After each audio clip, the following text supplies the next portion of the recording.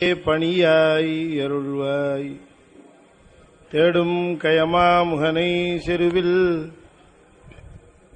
சாடும் தனியானி சகோ. திருச்சிற்றம்பலம். சக்கரவர்த்தி தவராச யோகி எனும் மிக்க திருமூலனருள் மேவுநாள் என்னாலும். திருச்சிற்றம்பலம். அண்டசராசரங்களுக்கெல்லாம் அதிபதியாக விளங்கக்கூடிய முருகப்பெருமானுடைய ஒப்பற்ற கருணையினாலே அருள்மிகு கமலவிநாயகர் சத்சங்கமும்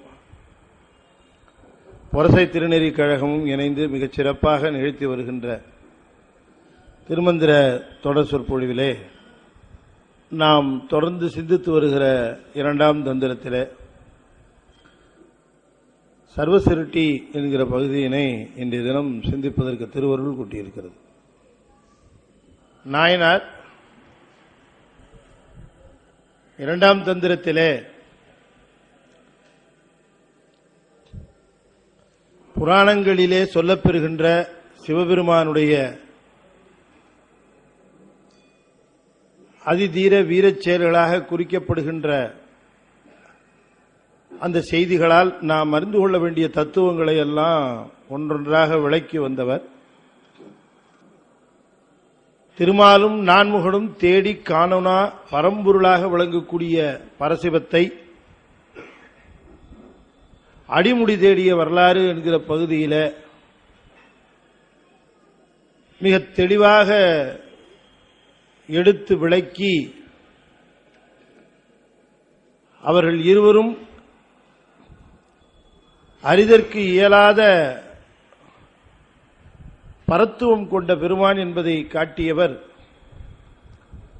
இந்த இருவரும் படைத்தலும் காத்தலும் செய்து வருகிற உண்மை நிலையை எடுத்து விளக்கும் முகமாக சிவமே செய்து வருகிற 5 தொழில்களையும் விளக்க ஆரம்பிக்கிறார்.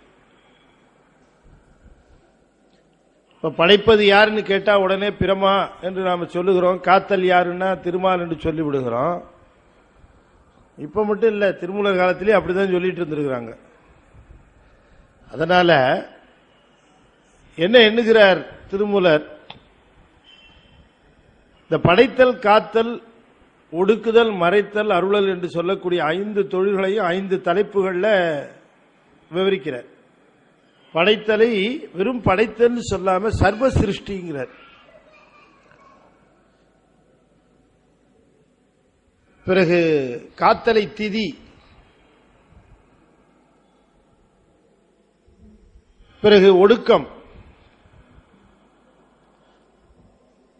அதை பிரளயம் என்பார். பிறகு திரோபவம், பிறகு அருளுதல். 5 தொழில்களையும் செய்கின்ற இந்த பாங்கை விவரிக்கும் முகமாக முதலிலே இந்த சர்வ சிருஷ்டி என்கிற பகுதியினை எடுத்துக் கொள்ளுகிறார்.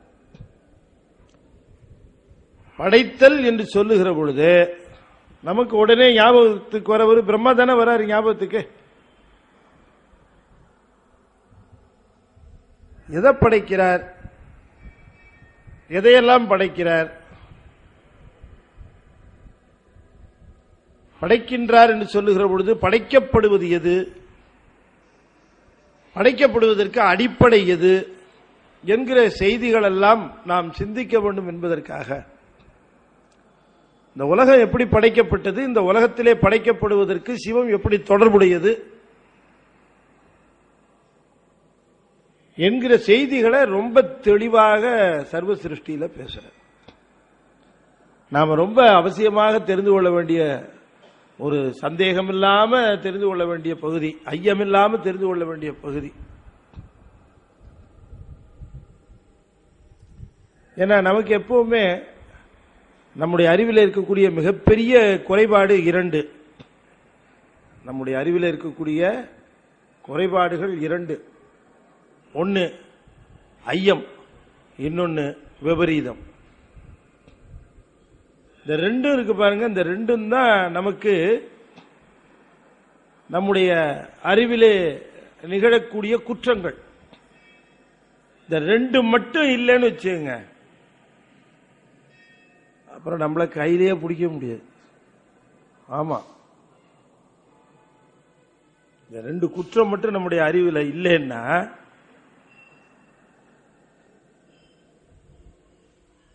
அந்த குருந்த மரத்து அடியில பெருமான் அமர்ந்திருக்கிறார்.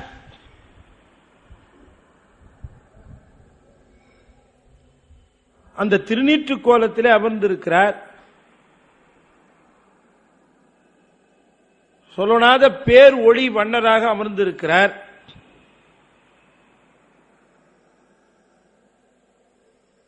அவரை சுற்றி அடியார் பெருமக்கள், சித்தர்கள், முனிவர்கள் அத்தனை பேரும் கூடியிருக்கிறார்கள். இந்த திருக்காட்சியை காணுகிறார். சிலிர்த்து போகிறது மணிவாசகருக்கு. இப்ப நான் உங்களை எல்லாம் கேட்கிறேன், மனசாட்சிக்கு விரோதம் எல்லாமே சொல்லணும். எனக்கிட்ட வேணா போய் சொல்லலாம், ஆனா உங்க மனசாட்சிக்கு போய் சொல்ல முடியாது. நீங்க அப்படி ஒரு காட்சியை பார்த்தீர்கள் என்று சொன்னால் என்ன உடனே நினைப்பீர்கள்? ஏதோ டிராமாவுக்கு ரிஹர்சல் நடக்குது போல இருக்கு, இல்ல ஏதோ ஒரு ஷூட்டிங் நடக்குது போல இருக்கு, இல்லையா? சந்தேகம் வருமா வராத? நாம் அப்படி பார்த்துட்டோம்னா என்ன காரணம்னா, நான் உங்களை தப்பு சொல்ல, அதுதான் நான் சொன்னேன், நம்முடைய அறிவிலே இருக்கக்கூடிய அந்த குற்றம், அது ஐயம் எல்லாத்தையும் சந்தேகப்படும், எல்லாத்தையும் சந்தேகப்படும், எல்லாரையும் சந்தேகப்படும், எல்லாரையும் சந்தேகப்படும். அதனாலதான் இந்த இரண்டு பெரும் குற்றங்களை நம்முடைய அறிவிலிருந்து விலக்குவதற்குத்தான் இறைவனுடைய விண்ணப்பிக்கணும்னு கேட்பாரு. மணிவாசகர் பார்க்கிறார், பார்த்தவனே சொல்லுகிறார், சிவன் அவன் என தேரினன் காண்க. முடிஞ்சு போச்சா? இவர்தான் சிவபெருமான் என்று தெளிவு பெற்றேன். காரணம் என்னன்னா, அந்த ஐயப்படுதல் என்கிற குற்றம் நீங்கி அறிவுடையவராக இருந்தார். அந்த அறிவுக்கு தென்படும்படியாக சிவனும் வந்தார். அறிவிலே குற்றம் நீங்கிய பிறகுதான்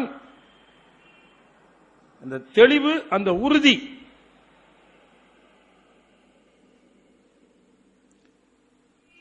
நான் தப்பா நினைக்க மாட்டேன், நான் நினைச்சா அது தப்பா இருக்காது என்கிற உறுதிப்பாடு. இதாவது பரவாயில்ல, ஐயப்பட்டாலாவது பரவாயில்ல. இன்னொன்னு இருக்கு பாருங்க, விபரீதம்னு. அதுதான் இன்னும் ரொம்ப. சாமியா இருப்பாரோ இல்லையோ, கடவுளா இருக்குமோ இல்லையோன்னு சந்தேகப்பட்டா கூட பரவாயில்ல, அது ஏதோ ஷூட்டிங் எடுத்துக்கிட்டு இருக்காங்கன்னு ஒரு முடிவு பண்றோம் பாருங்க, அதுதான் விபரீதம்.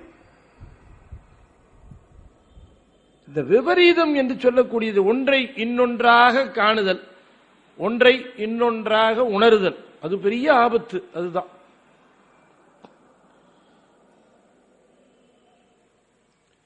நிலை இல்லாதவற்றை நிலையினவென்று உணரும் புல்லறிவாண்மை. இதுதான் அந்த புல்லறிவின் தன்மை, புல்லறிவு. எதெல்லாம் நிலை இல்லையோ அதெல்லாம் நிலைன்னு நினைக்கும், எதெல்லாம் உறுதி இல்லையோ அதையெல்லாம் உறுதின்னு நினைக்கும், எதெல்லாம் முக்கியம் இல்லையோ அதையெல்லாம் முக்கியம்னு நினைக்கும், எதெல்லாம் உறுதி தராதோ அதெல்லாம் உறுதியானதுன்னு நினைக்கும்.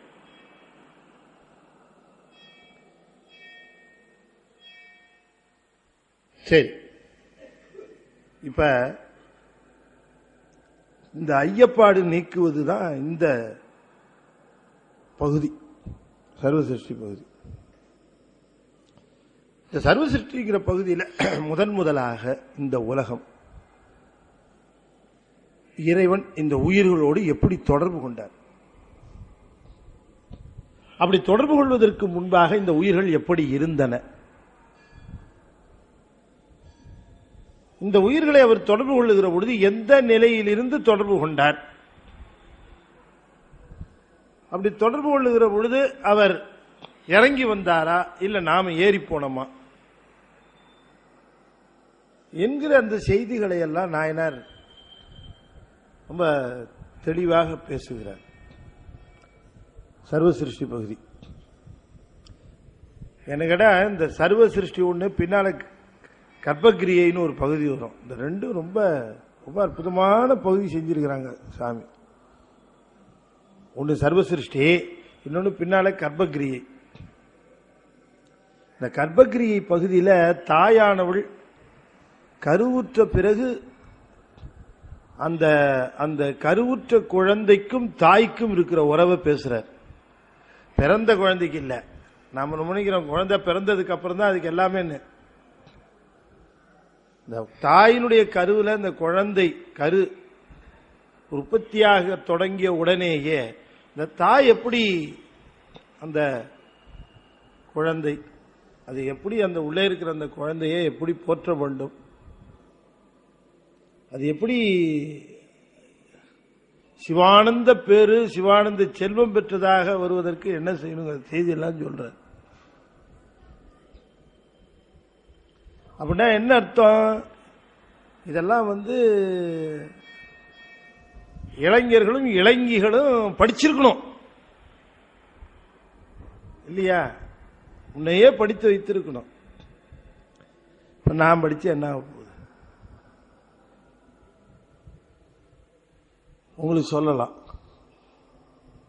அவ்வளவு அரிய செய்திகள்லாம் இருக்கு.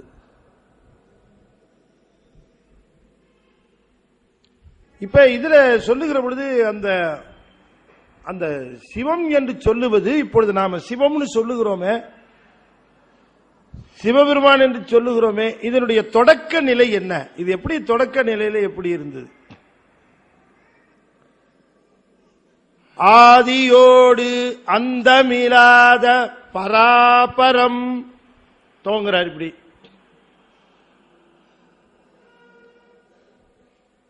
ஆதியோடு அந்தமில்லாத பராபரம், அதான் முதல்ல நிலைங்க.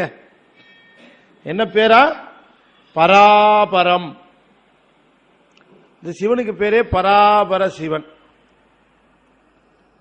நீங்க சிவன் சொல்லுகிறீர்களே, ஒரே ஒரு செய்தி தெரிஞ்சுக்கங்க.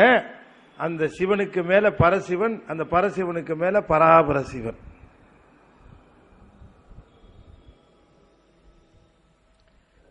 நாம சுந்தரமூர்த்தி சுவாமிகள்லாம் எங்கிருந்து வந்தாருன்னா, சுந்தரமூர்த்தி சுவாமிகள்லாம் பதமுத்தியிலிருந்து வந்தவங்க தான். பதமுத்தியிலிருந்து, அது பதமுத்தியில இருக்கிற ஸ்ரீகண்ட ருத்ரமூர்த்தி இருக்காரு, அவர் தான் நமக்கு சிவம். ஸ்ரீகண்ட ருத்ரமூர்த்திக்கு மேல அபரமுத்தி பரமுத்தி, அது ரெண்டு மேல ரெண்டு. அங்க இருக்கிறவங்க இங்க வரவே மாட்டாங்க, வர முடியாது. நான் முன்னையே சொல்லியிருக்கேன், இந்த ஸ்ரீகண்ட ருத்ரமூர்த்தி உலகத்தில் இருக்கிறவர்கள் தான் அங்கிருந்து இங்க நம்ம தொடர்பு கொள்றதுக்கு நமக்கு ஸ்பெஷல் மிஷன்ல அனுப்புவாங்க. நம்ம உயிர்கள் இங்க உய்வதற்காக அருளாளர்கள் வருகிறார்களே, இவங்க எங்க இருக்கிறாங்கன்னா ஸ்ரீகண்ட ருத்ரமூர்த்தி கிட்ட இருக்கிறாங்க. அது பேர் பதமுத்தின்னு பேரு. பதமுத்தியில இருக்கிறவர்கள் வரலாம், அதுக்கு மேல அபரமுத்தி, அதுக்கு மேல பரமுத்தி. இப்ப சிவன் எப்படி இருக்குன்னு கேட்டீங்கன்னா, இப்ப நாம சிவன் என்று சொல்லுகிறோமே, இந்த சிவனுக்கு மேல பரசிவன், பரசிவனுக்கு மேல பராபர சிவன். ஆதியோடு அந்தமில்லாத பராபரம். சரி, போதமதாக புணரும் பராபரை. இந்த பராபரம்னு ஒரு நிலை இருக்கு பாருங்க. இந்த பராபரன் இறைவன் பகுக்கப்படாத நிலையில, அதுதான் அதனுடைய சொரூப நிலை. அந்த நிலையில் அதுக்கு பேரு, இப்ப பரவெளின்னு சொல்லுகிற ஒரு பழக்கம் உண்டு. இப்ப சுவாமி என்ன சொற்களை பயன்படுத்துகிறாரோ அந்த சொற்களையே பயன்படுத்தி பார்ப்போம். சுவாமி என்ன சொல்லுகிறார்? அதுக்கு பேரு பராபரம்னு பேரியா. அந்த பராபரம்ங்கிற நிலையில அவரை விட்டு பிரியாத நிலையில இருக்குது ஒரு சக்தி, அதுக்கு பேரு பராபரை அப்படின்னு பேரு.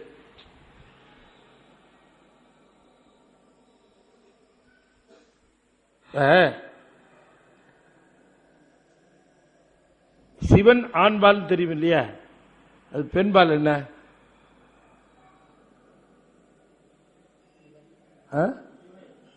யார் சொன்னதே? ரொம்ப அற்புதம், ரொம்ப சரியா சொன்னார். சிவை, அதான் பெண்பால்.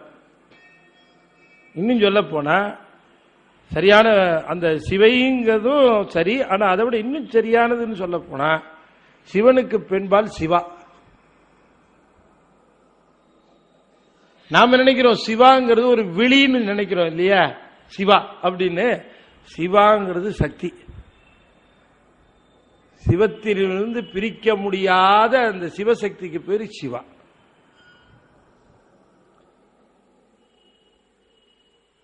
ரமா உமா அப்படிங்கிற மாதிரி சிவா, சுபா அப்படிங்கிற மாதிரி சிவா. சிவாங்கிறது சிவை, சிவை சக்தி. இந்த பிரிக்க முடியாத நிலையில சுவாமியோடு இருக்குதான் அந்த ஆற்றல். அப்ப அதுக்கு பேரு பராபரை அப்படின்னு பேரு.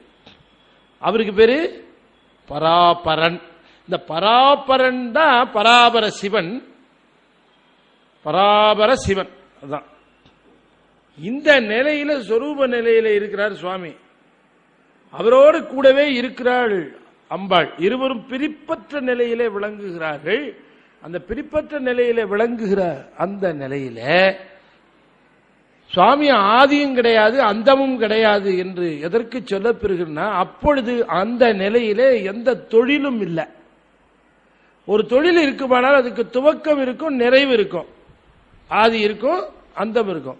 எந்த தொழிலும் இல்லாத நிலையில, ஆதியும் இல்லை அந்தமும் இல்லாத நிலையில, தொழிலற்ற நிலையிலே இருக்கிறார். எந்த ஜாபும் இல்லை. அந்த நிலையிலே இருக்கக்கூடிய அந்த பராபரமாக இருக்கக்கூடிய நிலையிலே, பராபரையோடு இருக்கக்கூடிய நிலையில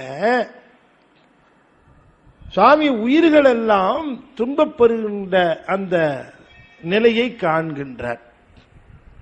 இந்த உயிர்கள் எல்லாம் அறிவுடை பொருள்களாக இருக்கின்றன. அறிவற்ற பொருள்கள் துன்பப்படுவதும் இல்லை, இன்பப்படுவதும் இல்லை. அறிவுடைய பொருள்களுக்கு மட்டுமே இன்பத் துன்பம் உண்டு. அறிவுடைய பொருள்களாக இருக்கக்கூடிய உயிர்கள் துன்பப்படுவதைக் கண்டு அவற்றிற்கு துணை புரிய வேண்டும், அருள் புரிய வேண்டும், அவற்றை அந்த துன்பத்திலிருந்து எடுக்க வேண்டும் என்று கருதுகிறார். என்ன துன்பம், அது எப்படிங்கிறது அது தனி சாப்டர். இப்ப நாம இந்த பக்கத்திலிருந்து பார்க்கிறோம், சுவாமி கிட்டே இருந்து பார்க்கிறோம். அப்படி பார்க்கிற பொழுது இந்த உயிர்கள் எல்லாம் இவ்வளவு துன்பப்படுகின்றனவே என்று பார்க்கிற பொழுது உயிர்கள் அறிவிலே களங்கமுடையனவாக இருக்கின்றன. அதனாலே அந்த துன்பத்தை அனுபவித்துக் கொண்டிருக்கின்றன. களங்கமில்லாத தெளிவான அறிவினாலே இன்பம் நிகழும்.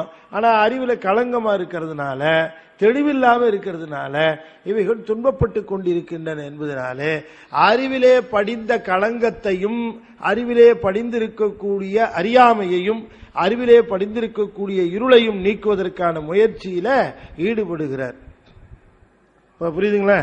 இப்ப ஈடுபடுகிற பொழுது அவருக்கு ஒரு இச்சை வருகிறது. என்ன இச்சை? உயிர்களுக்கு துணை புரிய வேண்டும் என்கிற இச்சை வருகிறது.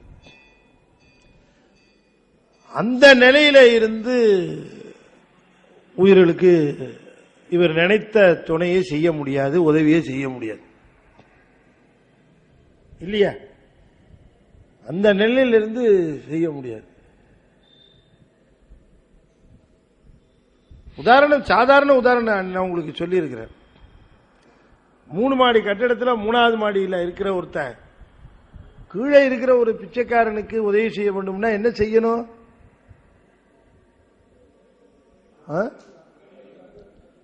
பிச்சைக்காரன் 3 மாடி ஏறி மேல வான்னு சொல்லுவாரா? இவன் தான் இறங்கி போகணும் 3 மாடி இல்லையா? 3லேருந்து 2, 2லேருந்து 1, 1லேருந்து கீழே வெளியில வரைக்கும் வரணும்.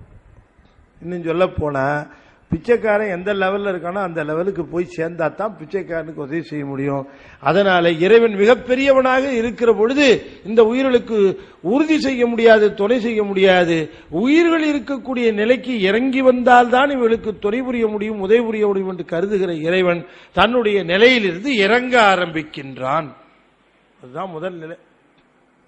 அப்படி இறங்க ஆரம்பிக்கிற பொழுது உடனே ஒரே நிலையில் அப்படியே இறங்கிட முடியாது. அது இறங்குகிற படிநிலையை பத்தி பேசுகிறார். எப்படி இறங்குகிறாருங்கிறது சொல்றார். இப்ப அந்த பராபர சிவத்திலிருந்து ஒரு கூறு எடுக்கிறார். அந்த கூறு எடுத்து அப்படி கீழே வருகிறது. பராபரையிலிருந்து ஒரு கூறு அப்படி கீழே வருகிறது. இந்த இரண்டு கூறுகளும் இப்பொழுது கீழே இருக்கிற உயிர்களுக்கு துணை செய்ய வேண்டும் என்று கீழே வந்தது. மேல சொரூபமா இருந்தது, தடத்த நிலைக்கு இறங்கி வந்துருச்சு.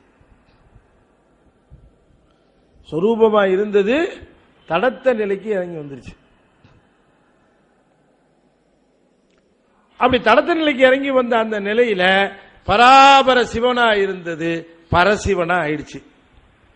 பராபரையாக இருந்தது பராபர சக்தி ஆயிடுச்சு. இன்னும் பராசக்தி ஆச்சு. அப்ப இது பரசிவன், இது பராசக்தி. பரசிவன் பராசக்தி.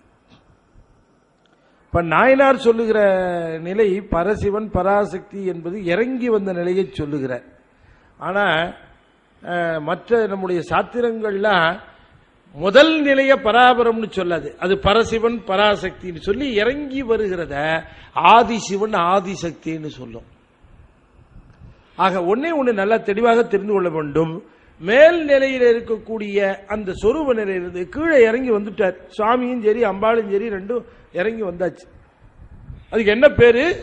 ஆதிசிவன் ஆதிசக்தி அல்லது பரசிவன் பராசக்தி. இப்ப இந்த நிலையில இறங்கி வந்ததுக்கு அப்புறமும் கூட இன்னும் உயிர்களுக்கு உதவக்கூடிய நிலையில் இல்லை, இன்னும் இறங்கணும் கீழே. அப்படி இறங்கி வருகிற நிலையை பற்றி பேசுகிறார். அதுதான் அடுத்த நிலையில அது கீழே இறங்கி வருகிற நிலை. ஆதியோடு அந்தமிலா பராபரன், இது ஆதியும் அந்தமும் இல்லாத பராபர நிலை. இதுல எங்க தோன்றுகிறது? சோதியில் பரம் தோன்ற தோன்றுமாம் தீதில் பறை அதன்பால் திகழ் நாதமே. இதுதான் அந்த பாடல்ல முதல் பாடல்ல நிறைவு செய்கிறார். இப்ப எங்க கொண்டு வந்து முடிக்கிறார் அப்படின்னு சொன்னா, ஐயா பரசிவமாக விளங்கக்கூடிய அந்த எந்த விதமான தொழில் கிடையாது அவருக்கு. பேரு கூட இப்ப நாமளா வச்சுக்கிறோம், இந்த பராபர சிவன். அவருக்கு என்ன பேருன்னு தெரியாது, பராபரைன்னு நாமளா வச்சுக்கிட்டோம் இல்லையா? எல்லாம் நாம கொடுத்த பேர் தான். ஆனா அந்த அந்த இடத்துல அந்த நிலையில அவரு அது எப்படின்னு அது சொல்ல முடியாது. நல்லா கவனமா பாத்தீங்கன்னா அது கீழே இறங்கி வருகிறார் பாருங்க. அந்த கீழே இறங்கி வந்ததுக்கு என்ன பேரு? ஆதிசிவன் ஆதிசக்தி. பராபரத்திலிருந்து ஆதிசிவன் வந்தது. சோதியில் பரம் தோன்ற, இந்த பரம் தான் ஆதிசிவன் அல்லது பரசிவன். பராபரன் பரன் பிராக்கெட்ல ஆதிசிவன், பராபரை பறை பிராக்கெட்ல ஆதிசக்தி.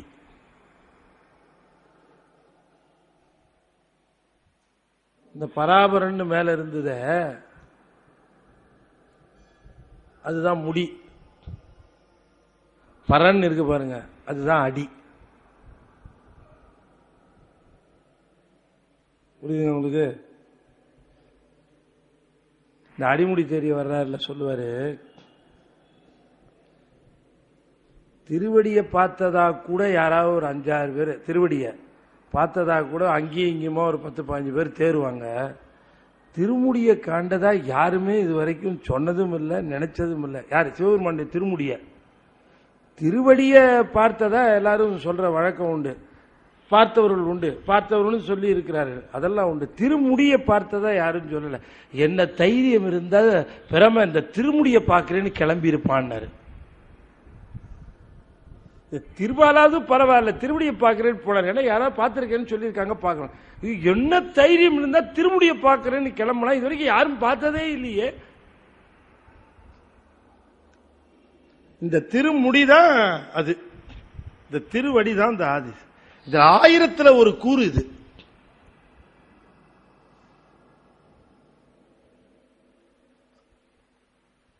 இந்த ஆதி சிவன் ஆதிசக்தி அல்லது பரன் பறை என்று சொல்லக்கூடிய இந்த இரண்டும் நல்ல கவனமாக கேட்கணும்.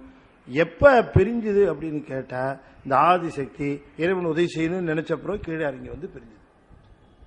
இப்படி பிரிஞ்ச பொழுது நல்லா பார்த்தீங்கன்னு சொன்னா, இந்த ஆதிசக்தி என்பதனுடைய அடிப்படை நிலை என்ன அப்படின்னு கேட்டா, அதுக்கு 3 கூறு.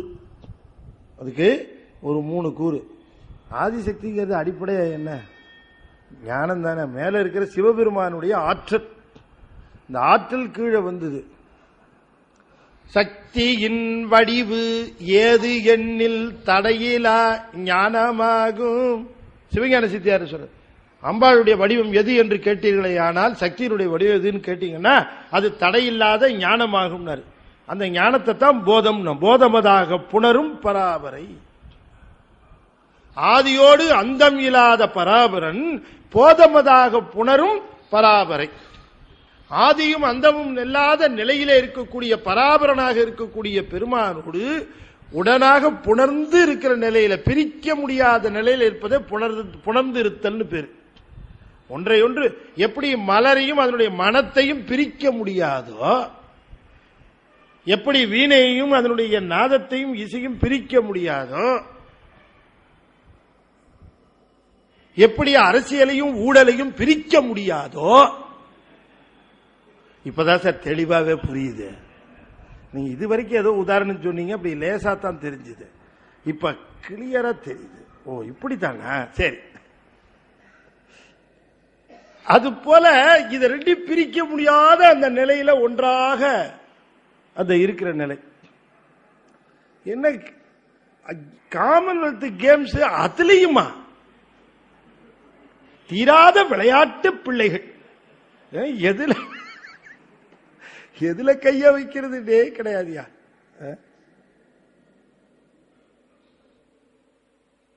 இன்னைக்கு ஒரு ஜட்ஜி கமெண்ட் பாஸ் பண்ணிருக்காரு.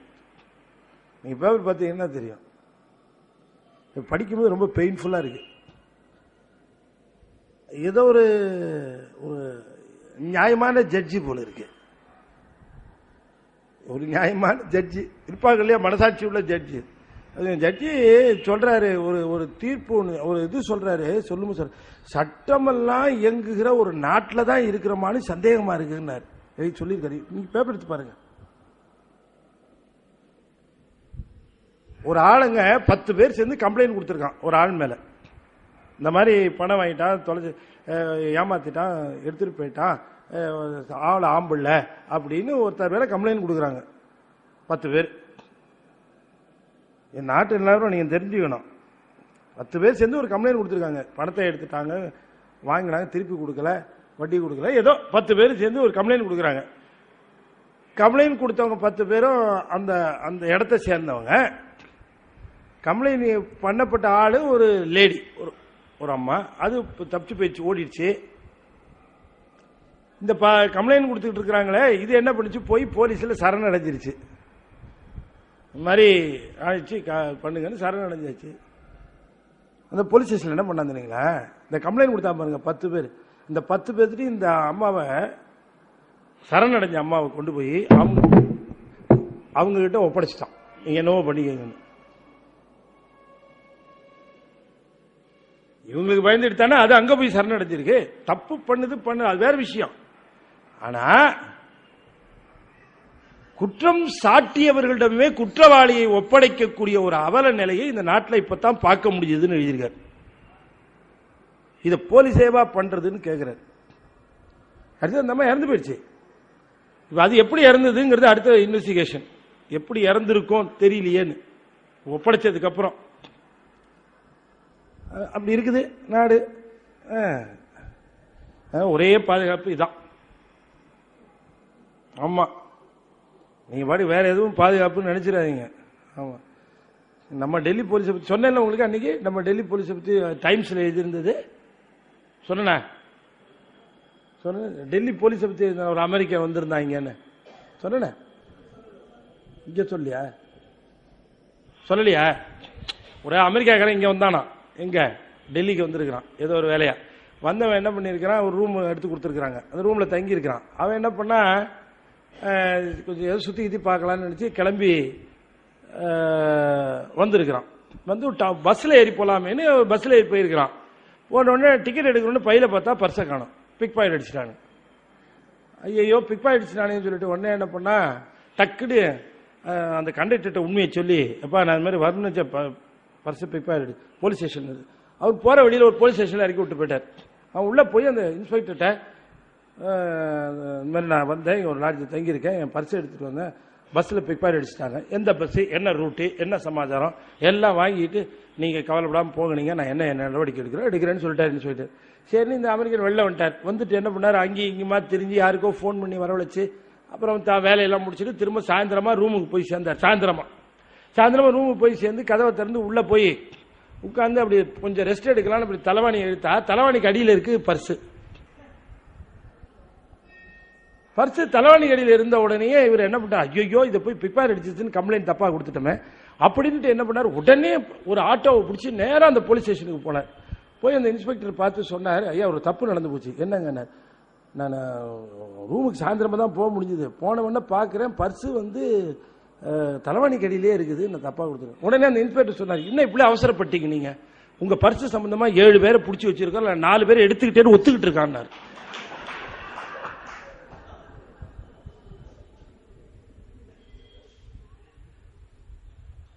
அமெரிக்காவில் வருது டைம்ஸ்னு ஒரு பத்திரிக்கை, அதில் எழுதியிருக்கிறான் இதை ஜோக்கா. அப்படின்னா எப்படி போலீஸ் குற்றத்தை கண்டுபிடிக்கிறார்கள் அப்படின்னு சொல்றான். சரி விடுங்க,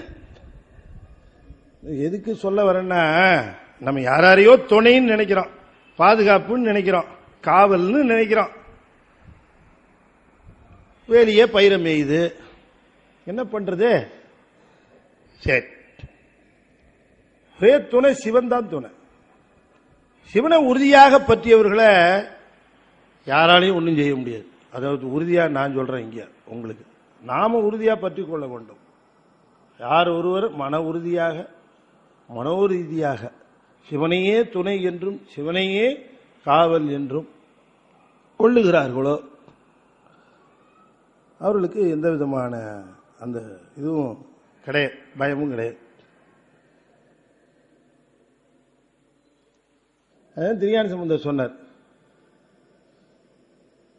அல்லல் மிக்க வாழ்க்கையை ஆதரித்திராது நீர் நல்லதோர் நெறியிலே நாடுதும் நடமினோ. அல்லல் மிக்க வாழ்க்கையை ஆதரித்திராது நீர்.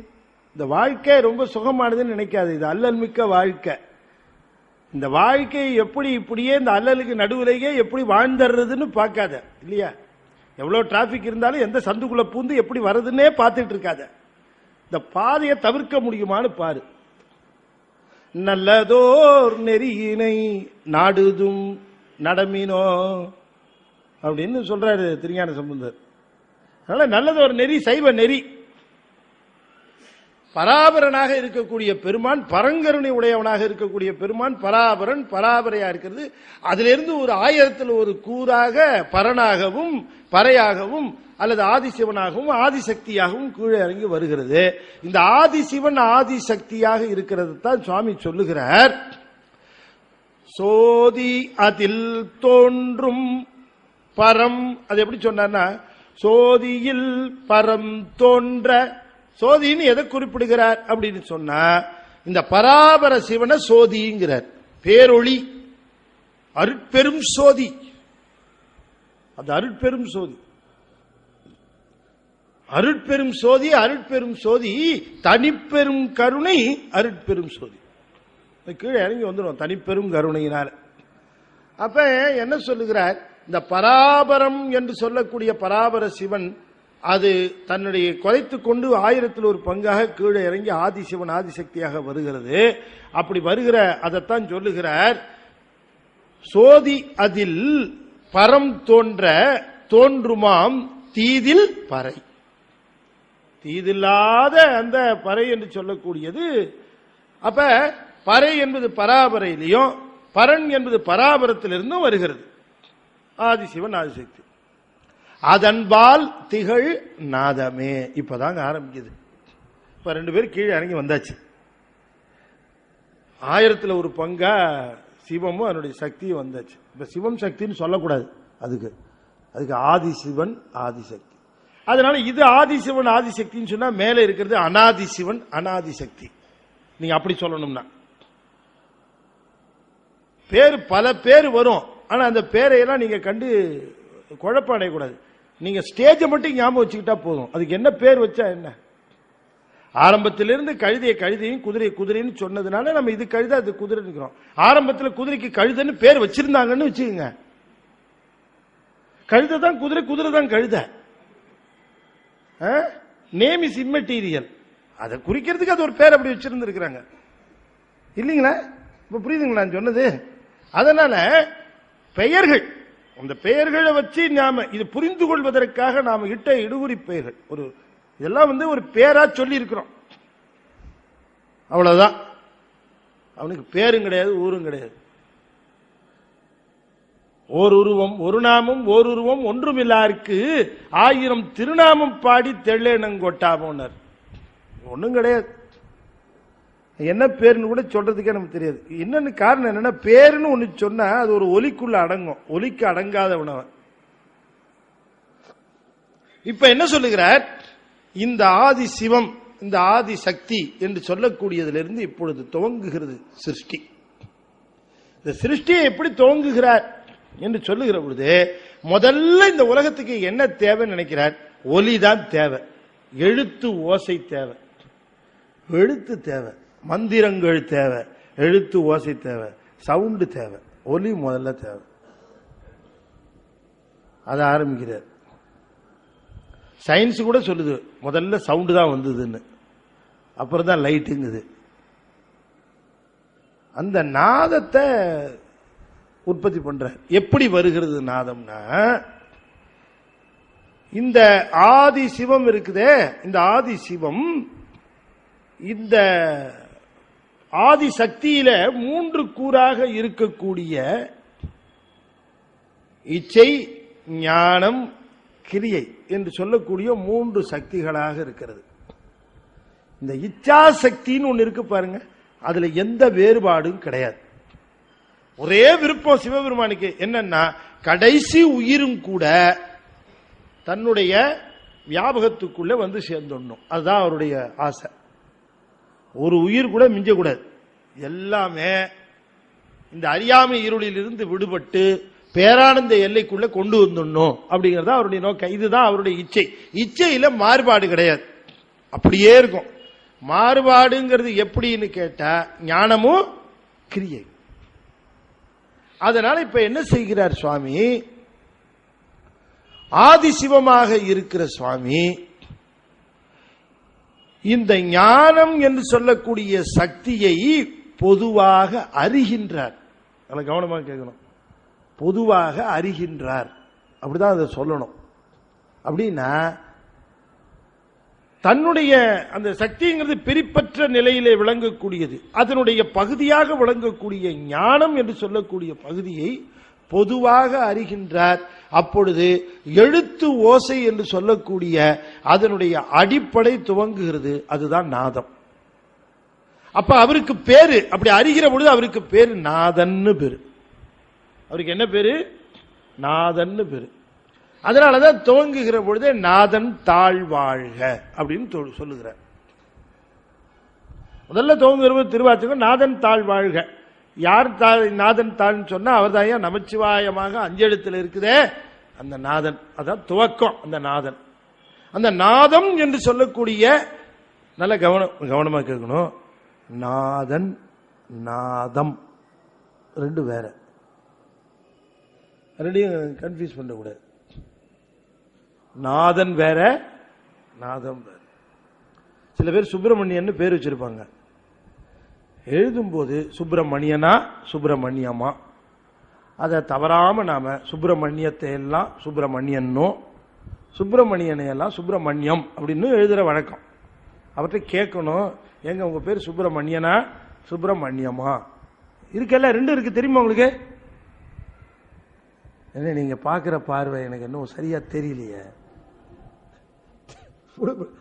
ரெண்டு இருக்கு தெரியுமா உங்களுக்கு? சுப்பிரமணியன், சுப்பிரமணியம் ரெண்டு வேற. ஒன்னு ஒளி, இன்னொன்னு ஒளியை உடையவன். சுப்பிரமணியம் ஒளி, மன்யம் அப்படி மன்ய அப்படின்னா ஒளின்னு அர்த்தம். பிர அப்படின்னா அதிக, சு எல்லை இல்லாத, எல்லை இல்லாத அதிக ஒளி, அதுதான் சுப்பிரமணியன் பேரு. அப்ப சுப்பிரமணியம் ஒளி, சுப்பிரமணியன் ஒளியை உடையவன். இது நாம சுப்பிரமணியனா சுப்பிரமணியமானு தெரியாம இன்னுக்கு இம்முக்கும் நாதன் நாதம் ரெண்டும் வேறுபாடு. ஆதிசிவன் ஞான சக்தியை பொதுவாக அறிகிற பொழுது அவனுக்கு பேரு நாதன். அவனுக்கு என்ன பேரு? நாதன். இப்ப நாதன் என்பது எழுத்து ஓசை, ஓசையை துவக்குகிற பகுதி. கவர்மெண்ட் எல்லாம் பாத்தீங்கன்னா முதல்ல ஆபீசர் அப்பாயின்ட் பண்ணுவான், அப்புறமா அவருக்கு ஆபீஸ் செட் பண்ணி கொடுக்கணும் இல்லையா? ஆபீசர் அப்பாயின்ட் பண்ணி ஒருத்தர் ஒரு ஊர்ல ஒரு பேங்க் பிரான்ச் ஓபன் பண்ணணும்னே வச்சுங்களேன், பிரான்ச் ஓபன் பண்ணியாச்சு, இவங்க எல்லாம் டிரான்ஸ்ஃபர் பண்ணுவார். இவர் தான் manager, branch manager appointment order கொடுத்து டிரான்ஸ்ஃபர் பண்ணுவாங்க. அவர் எங்க போய் வைப்பாரு? உளுந்தூர்பேட்டையிலே ஆரம்பிக்கிறோம் ஒரு பேங்க், உளுந்தூர்பேட்டை பிரான்ச் புதுசா ஓபன் பண்ணுகிறோம். So and so is promoted and posted as branch manager Ulundurpet அப்படின்னு போட்டு அவருக்கு அப்பாயின்மெண்ட் ஆர்டர்லாம் கொடுத்தாச்சு. அவர் உளுந்தூர்பேட்டையில் வந்து எங்க பஸ் ஸ்டாண்ட்லயா பேங்க் நடத்துவாரு?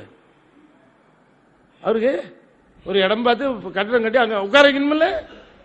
இப்ப நாதன் வந்துட்டார், அவர் உட்கார்ந்து வேலை செய்யறதுக்கு களம் வேணுமே, அதுதான் நாதம். அது எங்க இருந்து கொடுக்கிறது? ஆபீஸ் இங்கதான் சுத்தமாயி வருது. ஒரு மிகப்பெரிய ஒரு ஆற்றல், ஒரு ஜட சக்தி அவர்கிட்ட இருக்குது.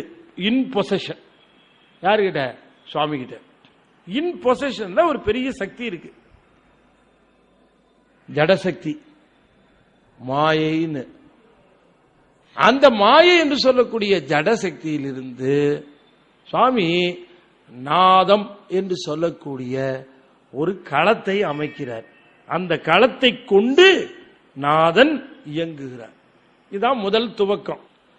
அப்ப தத்துவமாக சொல்ல பெறுகிற பொழுது நாதம், வித்து, இப்படித்தானே தத்துவத்துக்கு பேரு. அதனுடைய தலைவராக சொல்ல பெறுகிற பொழுது நாதன், சக்தி. அப்படி இதத்தான் சொன்னார் அந்த முதல் பாடல்ல சொல்லுகிறார். இப்ப பாட்ட பாருங்க. இப்ப பாட்டு முதல் பாட்டுல என்ன சொல்லுகிறார்? ஆதியோடு அந்தம் இல்லாத பராபரன் போதமதாக புணரும் பராபரை. பராபரன் பராபரை இருவரும் பிரிக்க முடியாதபடி, இருவரும் போதம்னா ஞானம்னு அர்த்தம். ஞானமே வடிவாக இருக்கக்கூடிய அம்பாள், அவ பேரு ஞானாம்பிகைன்னு பேரு. அப்படி சுவாமியோடு பிரிப்பற்ற நிலையிலே விளங்குகிறாளாம். அவன் பராபரன், இவளோ பராபரை. போதமதாக புணரும் பராபரை சோதியில் பரம் தோன்ற. இப்ப இறங்கி வந்தாச்சு. சோதினா என்னன்னு சொன்ன? பராபர சிவன். அதுல இருந்து பராபரத்திலிருந்து பரம் தோன்ற, பராபரத்திலிருந்து பரம் தோன்ற. பராபரம்னா மேலானதுக்கெல்லாம் மேலானது, பரம்னா மேலானது, மேலானதுக்கெல்லாம் மேலானது பராபரம். பரம்னா மேலானது. அந்த பரம் தோன்றுகிறது, பராபரையிலிருந்து பறை தோன்றுகிறது. இந்த இரண்டும் தோன்றுகிறதாம். அதை சொல்லுகிறார். சோதி அதில் பரம் தோன்ற தோன்றுமாம் தீதில் பறை. சோதியில் பரம் தோன்றும், தோன்றும் பறையினர் எதுல இருந்து சொல்லல, நாம் சொல்லிக்கணும். பராபரையிலிருந்து பறை தோன்றும். பராபரத்திலிருந்து சோதியாக இருக்கக்கூடிய பராபரத்திலிருந்து பரம் தோன்றும், பராபரையிலிருந்து பறை தோன்றும். இப்ப ஸ்டேஜ் புரியுதா உங்களுக்கு? தெளிவா புரியுதா? பறை தோன்றும். அப்புறமா சொன்னார் அதன் பால் திகழ் நாதமே. இப்பதான் நாதம் தோண ஆரம்பிக்குது. இந்த நாதம் என்று சொல்லக்கூடிய அந்த நாத தத்துவம் அது சுத்தமாயையிலிருந்து வந்து சுத்தமாயை, சுத்தமா இருக்கக்கூடிய ஒரு மாயை, சுத்தமாயை. அந்த சுத்தமாயை களமாக கொண்டு அதுல நாதம் என்று சொல்லக்கூடிய ஒரு களத்தை அமைத்து அதுக்கு நாதனாக ஓசையை உற்பத்தி செய்கிறார். முதல்ல ஓசை, பிறகு என்ன நிகழ்கிறதுன்னு அடுத்த பாட்டுக்கு போகிறார். இப்ப எது வரைக்கும் வந்தது? ஆதி சிவன், ஆதி சக்தி, ஆதி சக்தியினுடைய ஞானத்தை பொதுவாக நோக்கி நாதம் வந்து. இப்ப அதே என்ன பண்ணுவார்? ஆதிசக்தியினுடைய கிரியையை பொதுவாக நோக்க விந்து தோன்றும். அப்ப ஞானத்திலிருந்து தோன்றுவது நாதன், கிரியையிலிருந்து தோன்றுவது விந்து. இப்ப அந்த இதை செயல்படுத்துவதற்காக அத இப்ப பொதுவாக அதை நோக்குகிறார். பொதுவாக ஞானத்தை நோக்குகிற பொழுது நாதமும், பொதுவாக கிரியையை நோக்குகிற பொழுது விந்து என்று சொல்லக்கூடியதும் தோன்றுகிறது. இப்ப நாதம் விந்து. நாதம் என்பது ஒலி வடிவாக, ஓசை வடிவாகவும், விந்து என்பது அது ஒளி வடிவாகவும் அது வருகிறது. இதான் முதல்ல ரெண்டையும் தருகிற.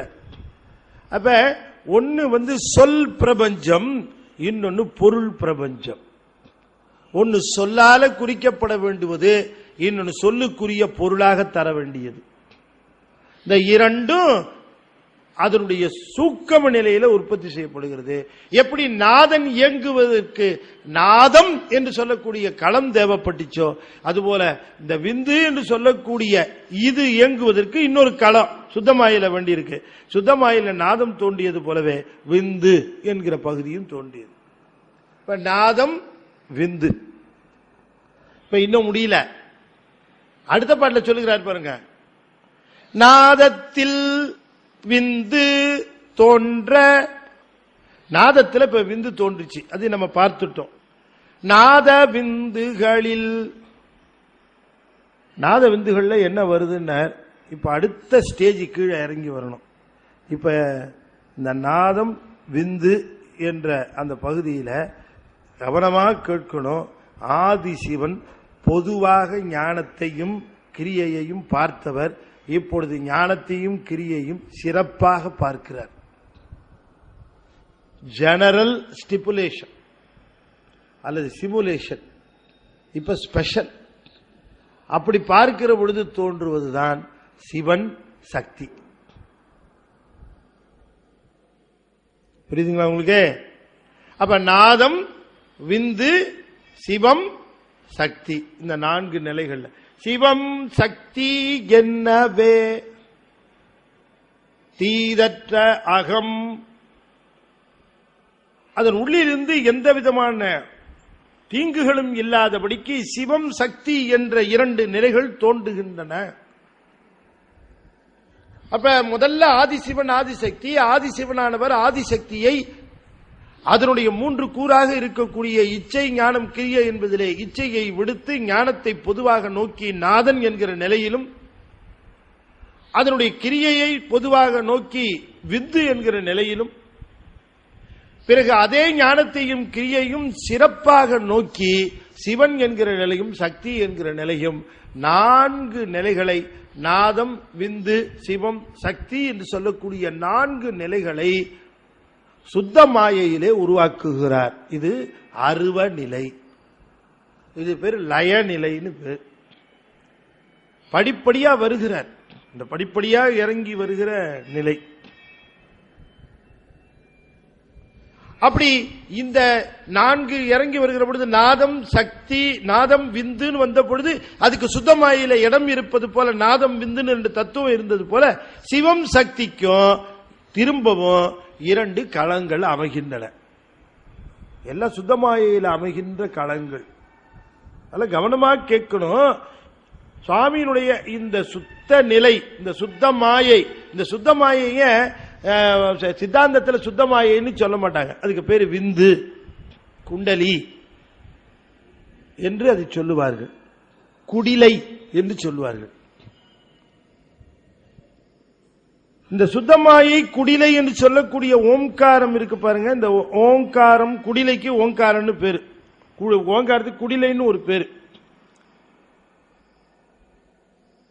இந்த ஆற்றல் இருக்கிறதே, இது 4 நிலைகள்ல முதல்ல இந்த படிநிலைகளை அமைக்கிறார். இவைகள் எப்படி பிறந்ததுன்னாரு, பேதித்த ஞானம் கிரியை பிறத்தலால். 3வது வரி. இது எப்படியா பிறந்தது? இந்த சக்தி சிவம் என்கிற பேதங்கள்லாம் எங்க இருந்து வந்ததுன்னா, ஞானத்தையும் கிரியையையும் இறைவன் பொதுவாகவும் சிறப்பாகவும் பார்க்கிற நிலையிலே இவைகள் வந்தது. அப்ப நல்ல கவனமாக கேட்க வேண்டும். சுத்தமாயை என்று சொல்லக்கூடியது அவருடைய ஜடசக்தி ஆற்றல். அதிலிருந்து இப்ப நமக்கு இந்த உயிர்களுக்கு செய்ய வேண்டிய உதவிகள் எக்கச்சக்கம். சுத்தமாயையே அப்படியே கொடுத்தா நாம அதை ஏற்றுக்கொள்ள முடியாது, நமக்கு அதிலிருந்து எதுவும் செஞ்சு தர முடியாது. சுத்தமாயே என்ன செய்கிறார், அதிலிருந்து சில களங்களை அமைத்து உயர்ந்த நிலையில் இருக்கக்கூடிய அந்த நாதம் விந்து சிவம் சக்தி என்று சொல்லக்கூடிய உயர்ந்த நிலையில் இருக்கிற களங்களாக அமைத்து விட்டு அவற்றிலிருந்து இன்னும் படிநிலைகளை கீழே இறக்கி கொண்டு வந்து சுத்தமாயையை அசுத்தமாயையாக மோகினியாக கொஞ்சம் கலப்பு. சுத்தமான தங்கத்துல வளையல் பண்ணா பிடிச்சாலே உடைஞ்சிரும், ரொம்ப பிரிட்டிலா இருக்கும் தங்கம் இல்லைங்களா, சுத்த தங்கம். அதனாலதான் கம்பியாவோ ஆபரணமாவோ செய்யறதுக்கு பயன்படாது, வேணா பிஸ்கட்டா வச்சுக்கலாம். தங்க பிஸ்கட்னு சொல்றாங்க இல்லையா, படத்துல எல்லாம் பார்த்திருப்போமே, நம்ம இங்க நேரில் பார்க்கிறோம், அதை படத்துல பார்த்தாதான் உண்டு. நம்ம என்ன அரசியல்வாதியா பிஸ்கட் எல்லாம் பார்க்கறதுக்கு? அது அது சுத்த தங்கத்தை அப்படி வச்சுக்கிட்டு செங்கல் மாதிரி வச்சுக்கிட்டா தான் உண்டு. அதை கம்பி மாதிரி அதெல்லாம் ஒன்றும் வளைக்கவே முடியாது, ஒடிஞ்சிரும். அப்ப அதுக்கு என்ன பண்றோம், செம்பு சேர்க்கிறோம் இல்லையா, செம்பு சேர்க்கிறோம். அது செம்பு சேர்த்தா தான் அது கொஞ்சம் அப்படி கொஞ்சம் நிற்கும். அப்புறம் தான் அது ஆபரணம் செய்து பயன்படும். எவ்வளவு செம்பு சேர்க்கிறோங்கிற கணக்கு வச்சு அதுக்கு கேரட் எல்லாம் போடுறாங்க இல்லைங்களா. அதுக்கு ஓரளவு சேர்த்தா 22 கேரட்டு, இன்னும் கொஞ்சம் இதா இருந்தா 18 கேரட்டு, அப்புறம் 14 கேரட் இருக்கா, 14 கேரட் உண்டா? கவரிங் அது கவர் பண்றது தங்கத்தை வச்சு 18 கேரட்னு நினைக்கிறேன், இல்ல 18 22. அது தரம் குறைஞ்சு போச்சு. ரொம்ப செம்பு அதிகமா போச்சுன்னா கேரட் குறைஞ்சிக்கிட்டே வரும். மாயையும் இப்படிதான், சுத்த தங்கமா சுத்தமாய் இருந்தது. அப்புறமா அதுல கொஞ்சம் அது கொஞ்சம் கலந்த அசுத்தமாய, இந்த அசுத்தமாயத்தான் நமக்கு பயன்படும். ஆனால் அசுத்தமாயிலிருந்து தான் அத்தனையும் கொடுத்திருக்கார். அசுத்தமாயிலிருந்து வந்த பஞ்சபூதங்கள், பஞ்சபூதங்களினான உலகங்கள், உலகத்தில் இருக்கக்கூடிய அத்தனை பொருள்கள் எல்லாம் பஞ்சபூத கலப்பு. பஞ்சபூத கலப்புல நடுவுல இணைப்பாக இருப்பது நெருப்பு, கீழே இருக்கிறது மண்ணும் நீரும், மேல இருக்கிறது காற்றும் ஆகாயமும். காற்றும் ஆகாயமும் அருவம், மண்ணும் நீரும் உருவம். இந்த தீ தான் நடுவில் இருக்கிறது அரு உருவம். இந்த ரெண்டையும் பிரிட்ஜ் பண்ணும். அதனாலதான் உருவத்தோடு இருக்கிற நம்மையும் அருவமாக இருக்கக்கூடிய தேவர்களையும் இணைப்பது வேள்வித்தி. அதுக்கு தான் அதை போட்டிருக்காங்க. இந்த ரெண்டையும் இணைக்குது இந்த வேள்வித்தி. அதை ஏன் அதில் காட்டுகிறோம் என்று சொன்னால், அந்த தீ என்று ஒன்று இருக்கிறது, அது தூய்மையானது மட்டுமல்ல, தன்னிடம் சேர்ந்ததை தூய்மையாக்கிறோம். அதனுடைய வடிவம் தான் சிவம். அதை காட்டுறதுக்குத்தான் திருமாலுக்கும் பிரமனுக்கும் அவர் தீயாக எழுந்தார், நெருப்பாக எழுந்தார். அந்த திருவண்ணாமலையை பற்றி, திருவண்ணாமலை தானே அது, நெருப்பாக எழுந்த மலை.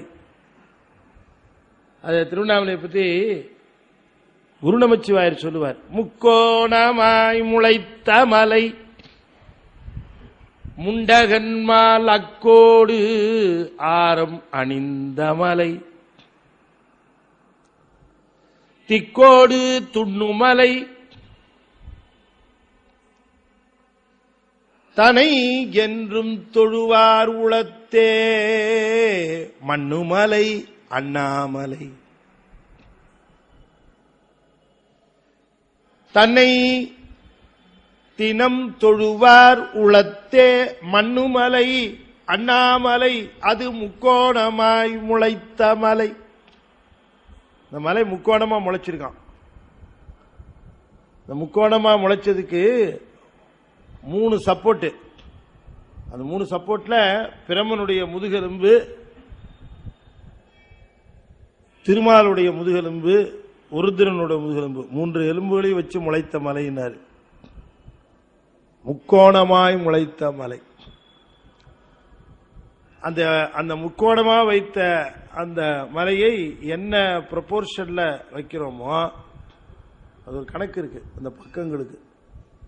அப்படி அந்த அளவில் அந்த மலையை வைத்தால், அந்த பக்கங்களை வைத்து அமைத்தால், இந்த பிரமிடு இருக்கு பாருங்க, பிரமிடும் அந்த டைமென்ஷன் வைஸ், இந்த டைமென்ஷன்ல எங்க இவர் வந்திருக்கிறாரு, சந்திரன். சந்திரன் எங்க? சந்திரன் பெரிய சந்திரன் வள்ளியோ? சந்திரன் இப்ப காணும் கொஞ்ச நாளா. சந்திரன் அந்த பிரமிடு கணக்கெல்லாம் கொண்டு வந்து எங்கிட்ட காட்டி நாங்கள் ஒருத்தர் கேட்டாருன்னு சொல்லிட்டு அது கொஞ்ச நாள் ஆய்வு பண்ணிட்டு இருந்தோம். இந்த பிரமிடு என்னன்னா, அது அமைக்கிற முறையில் அமைக்கிற பொழுது அதனுடைய கீழே இருக்கிற பொருள் கெட்டு போகாமல் இருக்கும். அதனாலதான் அதில் அந்த மம்மீஸ் என்று சொல்லக்கூடிய உடல்களை வைத்தார்கள். எகிப்தியர்கள் கட்டின அந்த இது ஒரு குறிப்பிட்ட நிலையில அதை அமைத்தால் அது கீழே இருக்கிற பொருள் கெட்டு போகாது. அதை மட்டும் நம்ம கண்டுபிடிச்சுன்னா வச்சுங்க, வீட்டில் ஃப்ரிட்ஜே தேவையில்லை. எல்லாத்தையும் இப்படி கட்டி உள்ளுக்குள்ள வச்சுட்டு போயிட்டே இருக்கலாம். அது என்ன, அது ரேஷியோ தெரியல. அது கட்டு. இதுல இவர் சொல்றார், இந்த முக்கோணமாய் ஒரு சட்டன் ஆங்கிள் ரொம்ப துல்லியமாக இந்த 3 கோணத்தை அமைத்து முக்கோணமா வச்சா அதனுடைய உச்சியில எந்த பொருள் வைத்தாலும் ஜுவாலையா எரிஞ்சு போயிடும். அதைத்தான் மலை மேல தீபமாக காட்டினார்கள். அந்த திருவண்ணாமலை அது எரிகிற இடம் இந்த இடம். இது அந்த அல்னா, அண்ணாங்கிறது அல்னா. இங்க இருக்குது உச்சி, இங்கதான் ஜோதி, இந்த உச்சியில தான் ஜோதி. ஒரு காலத்துல திருவண்ணாமலை உச்சியில தானாவே ஜோதி தெரியும். Once upon a time. இப்ப அது அதனுடைய அது சாங்டிட்டி குறைஞ்சிட்டே வருது இல்ல. நம்ம திருஞான சம்பந்தர் பார்த்த திருவண்ணாமலையை அப்ப நம்ம பார்க்கிறோம். அவர் பார்த்த திருவண்ணாமலையை இப்ப பார்க்கிறோம்.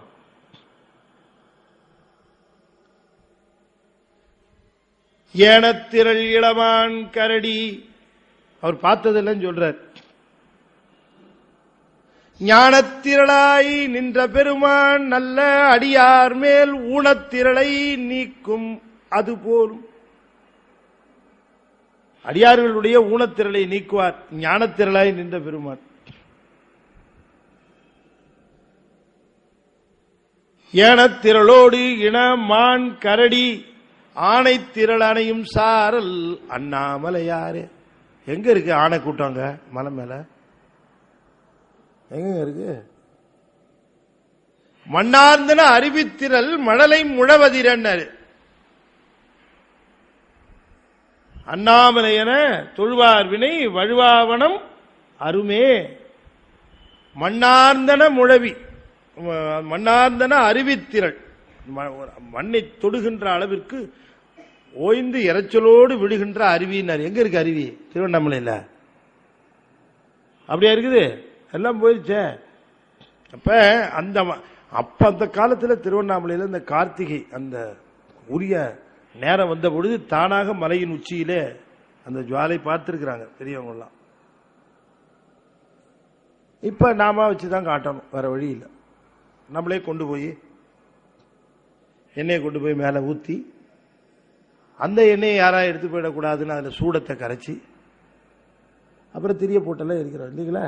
அப்படி ஆயிடுச்சு. எண்ணெய் ஊத்துனா எடுத்துட்டு போயிடறான், அதில் சூடத்தை கரைச்சி வைக்க வேண்டியிருக்குன்னா அங்கேருந்து எப்படி தானா எரியுது இந்த நாட்டில்? சொல்லுங்க பார்க்கலாம். ஆக அந்த அந்த அடிமுடி தேடிய அந்த திருமாலும் நான்முகனும் அவர்களெல்லாம் எந்த நிலையில இருக்கிறார்கள் என்று சொன்னால் இந்த உருவ நிலையில வந்து சேருகிறார்கள். அருவ நிலை எங்கேயோ போயிட்டோம் நேரம். நான் என்ன சொல்றேன்னா, மாணிக்கவாச ஐயாவுக்கு ஃப்ரண்ட் ரோல இருந்தாலும் கூட அப்படி நேரம் அப்படி கொஞ்சம் அப்படி தாண்டுதுன்னு சொல்லி அப்படி அப்படி வாட்ச் அப்படி பாக்குற மாதிரி பார்க்கணும். கட்டவே இல்லையா? அது ஒரு குறிப்பறிதல் மாதிரி டக்குன்னு புரிஞ்சுக்குவேன் இல்லையா? இல்லாட்டி நான் பாட்டுக்கு அது பாட்டுக்கு சிவராத்திரி பேர் ஆயிடும் அப்படி சொல்லிட்டே இருப்பேன். ஏன்னா நீங்க வேற அப்படியே கேட்டுட்டே இருக்கீங்களா? சொற்பொழிவாளர் அப்படித்தான் ஒரு ஒரு மீட்டிங்ல சொன்னாங்க. நிறைய அன்பர்கள்லாம் வந்திருக்கிறார்கள், பேசலாம், ஆளுக்கால் பேசுங்கன்னார். அப்ப ஒருத்தர் கேட்டார், எவ்வளவு நாளைக்கு பேசலாம் அப்படின்னு கேட்டார். நீங்க எவ்வளவு நாளைக்கு வேணா பேசலாம், 4 பேர் கும்பலா எழுந்து போனா நிறுத்திருங்கன்னாரு. அவருக்கு 4 பேர் கும்பலா எழுந்து போனா நிறுத்திருங்கன்னாரு. ஓ, இது கூட ஒரு ஸ்கேல் போல இருக்குது பேச்சுக்கு அப்படின்னு நினைச்சேன்.